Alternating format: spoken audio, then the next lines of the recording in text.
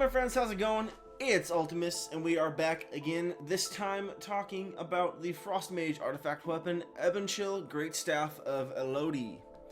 Now, we are back using the Wowhead website since I am able to actually click on things again, so hopefully things will make a little more sense and the screen won't be so bright on my face. That was the only downside, I think, really, to using the other website, is unfortunately they had a white background, which reflected really poorly on my white face, thus making it for a really bright webcam. But, all that aside, let's go ahead and move on and talk about those glorious Frost Mages. Looking at the equip effect, which simply states, grants the Ebonbolt ability, which deals massive frost damage to a single target. So, we are getting a new ability simply with the equipping of Ebonchill. Now, if that replaces Frostbolt, I'm not entirely sure. This is what's confusing to me, though. We have another page where we're looking at the equip ability plus the first talent here being the same ability. So I feel like the equip effect on this might be wrong. So I'll be curious about that. But yeah, the fact that it's a 45-second cooldown, I can't imagine it's going to be replacing Frostbolt. Some of the early reading that I had on it was giving me that impression, but after reading this, no, I don't believe so. This is going to be a completely separate ability, which is kind of cool. It's going to be doing Shadow Frost damage, which is a big difference rather than just simply Shadow or Frost damage. And then you're going to get 2 Fingers of Frost charges with it. So I'll be curious to see then what the actual equip effect is going to be, but the actual bolt itself, the Ebonbolt, is kind of cool. That's a long cast time, though. Very different than anything else we've seen for Frost, really. We had Frost Firebolt for a while, but even that didn't have a 3.5 second cast time like we're looking at here. This is pushing, Pyroblast cast time here. In fact, it might even be longer than Pyroblast. I think Pyroblast is 3 seconds or 3.5 seconds as well. So that's interesting then that Frost is getting a very similar spell. Because Frost is pretty much all about those Ice Lance crits, more or less. I mean, obviously you're going to wait until you get that free Frost Firebolt and things like that, and your Frost Bolt is going to do a lot of damage, but you're going to really capitalize on that mastery and Icicles and the instant damage there for that. So, curious to see what that's all about. Shattering Bolts increases the critical strike chance of your Frost Bolt by 10%. And then Frozen Veins, Frost Bolt critical strikes reduces the cooldown of your Icy Veins by 0.5 seconds, 1 second, 1.5 seconds.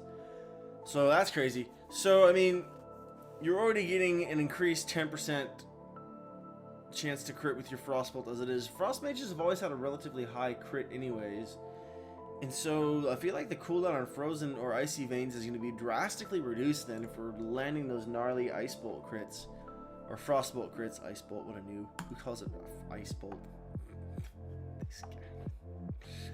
Let it... Oh, Blizzard, you didn't.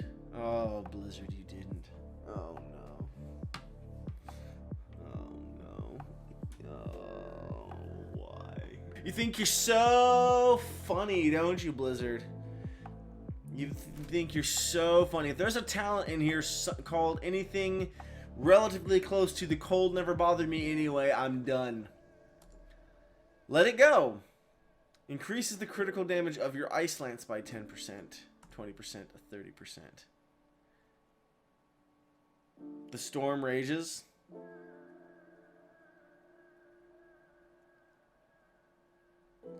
Increases the critical strike chance of your Blizzard by 5%, 10%, 15%. This is my face that is only mildly amused, but is also slightly irritated. Blizzard, you and your friggin' Frozen references. Jouster. When your Ice Lance deals damage, you take 4% less damage for 6 seconds. Oh, that's interesting. 8% less damage, 12%. Wow. That's... That's interesting. It's not when it crits, it's when it deals damage. You're going to take 12% less damage for 6 seconds. I mean, when you're spamming Ice Lance, that's going to be some pretty gnarly uptime. It's pretty much going to be permanent damage reduction as long as you're casting Ice Lance, more or less. I mean, you're not just going to spam Ice Lance, because, I mean, you want to build up and you want to actually take advantage of the times when you're supposed to Ice Lance. But usually when you drop ice lances into people. You're dropping like 4 or 5 of them at a time, so that's interesting. Pretty gnarly mechanic built in. Icy Caress increases the damage of your Frostbolt by 3, 6, 10%. Okay, saw that one coming. Denial of Service. Successful counterspell interrupts reset the cooldown of your Frost Nova, Ice Barrier, and Blink. Oh, wow. Talk about a reward for landing a successful interrupt. That's crazy. I mean, I know some other classes are getting some of those gnarly abilities that allow them to capitalize on successfully interrupting a casting ability, but that's very interesting. Frost Nova, Ice Barrier, and Blink. Those are all very critical spells for Frost Mages. That seems very strong. Shield of Elodi. I keep saying Elodi. Elodi increases the magnitude of your Ice Barrier by 33%, 66, 100%. So basically doubles fortitude of your Ice Barrier, which is kind of cool.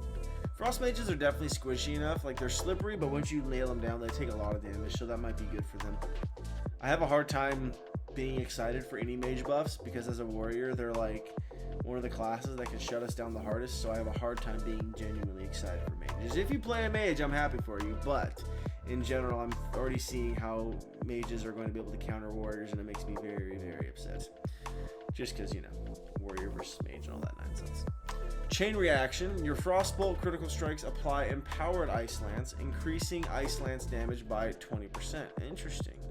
So you're getting an increased chance for your Frostbolts to crit. When they crit, it reduces the cooldown of your Icy Veins by 1.5 seconds. And then finally, when you crit with a Frostbolt, it applies the Empowered Ice Lance, which increases the Ice Lance damage by 20%. Crazy. So lots of stuff revolving around Frostbolt crits, which is important but very interesting to make pretty much your entire artifact rotation almost at least rely on that. Ice 9. Not sure what the reference in there, I'm not gonna lie. Your Frostbolt has a chance to generate 2 icicles. Oh, that's kind of cool. Ice Age increases the critical strike damage of your Frozen Orb by 10%, 20%, 30%. I was like, we missed 20, but we clicked on it really fast. Never mind, that makes sense. So, okay, so Frozen Orb's critical strike damage is going to go up by 30%, which isn't that big of a deal.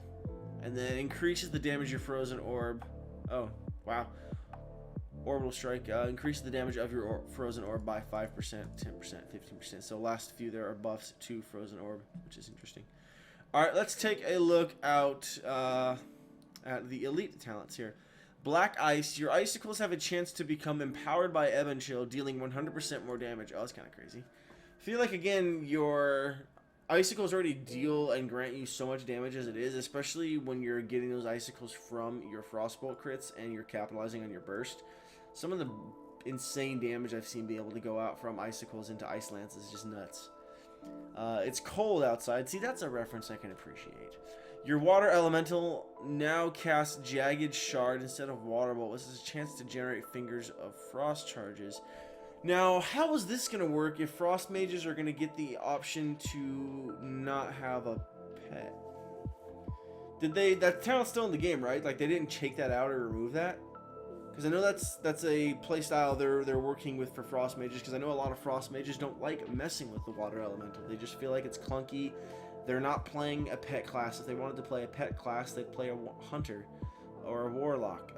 So I'm curious how that is going to work with mages if they take the talent that allows them to play solo instead of messing with a water elemental.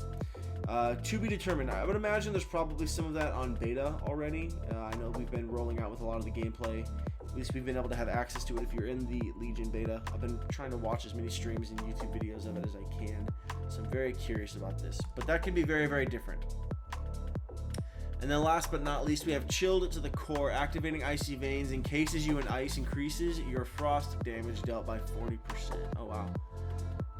So Icy Veins already is gonna be up quite a bit more just because of your Frostbolt crits, and then every time you do activate it, it's going to encase you in ice and you're going to deal even more frost damage.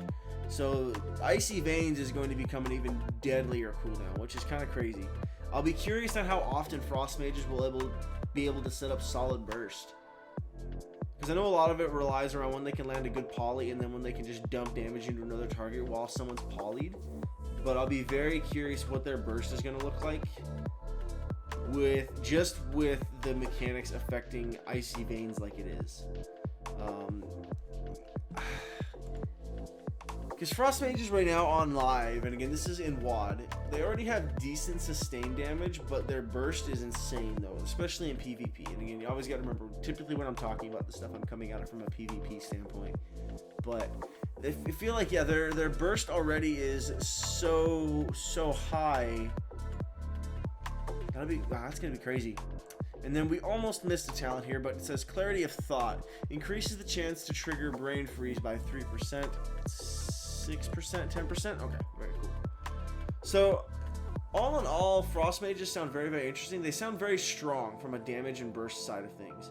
Already we've seen Arcane Mages in the Legion beta, or at least what they have live for the PvP section, are insanely good. I just got to finish watching a video where Venruki basically went up against the Fury Warrior, and I'm pretty sure he ended up beating the Fury Warrior without the Fury Warrior ever landing a hit on him. Like, it was insanely broken. So Arcane's looking like it's in a very strong spot. We'll have to wait and see what Frost looks like. I'm trying to keep up with as much of this stuff as I can without actually being in the beta, partly because I'm curious and I want to know the stuff, but again, the more I know, the better I can make videos and keep you guys informed as well. Though I'm sure you guys are watching a lot of the same videos that I am, but I want to be able to provide you guys with the best, most concise information that I possibly can, while also being able to share a few of my opinions and thoughts on it. So here's hoping for the best on that one. But that's going to do it for this video. So as always, guys, thank you so much for watching.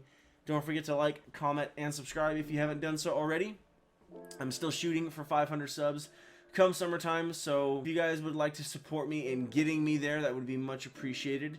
Thank you to all the faithful subscribers and followers and new subs as well. You guys are welcomed here, and it is great to have you.